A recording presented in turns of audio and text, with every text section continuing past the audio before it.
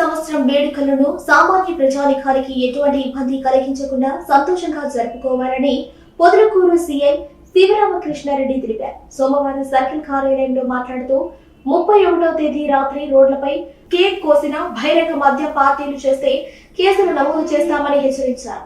మద్యం సేవించి వాహనాలు నడిపిన వాహనాలకు సైలెన్సర్లను తొలగించి అధిక శబ్దాలతో హోరెత్తించిన విన్యాసాలు చేసిన బాణాసంచా కాల్చిన తగిన చర్యలు తీసుకుంటామని పేర్కొన్నారు.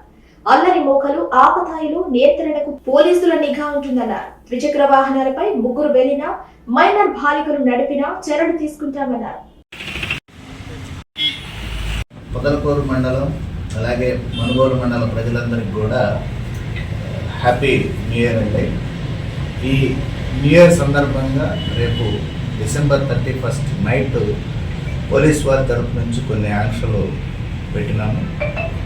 ఎవరు కూడా మద్యం సేవించి వాహనాలు నడపడం, అట్లాగే పబ్లిక్ ప్లేసెస్లో బహిరంగ ప్రదేశాల్లో కేకులు కట్ చేయడం, టపాసులు పేల్చడం, ఇతరులకు అసౌకర్యం కలిగించడం, డ్రంక్ అండ్ డ్రైవ్ చేయటం, అంటే మద్యం సేవించి వాహనాలు నడపడం చేయరాదు. ఎవరైనా సరే ఈ పోలీసు వారి ఆంక్షల్ని ఉల్లంఘించిన కదా వారిపై కేసులు నమోదు చేయటం, అలాగే సదరు వాహనాలు సీజ్ చేయడం జరుగుతుంది. అందరూ కూడా సంతోషంగా హ్యాపీగా హ్యాపీ న్యూ ఇయర్ వేడుకలు జరుపుకోండి. దానికి పోలీసు వారు సహకరిస్తాం.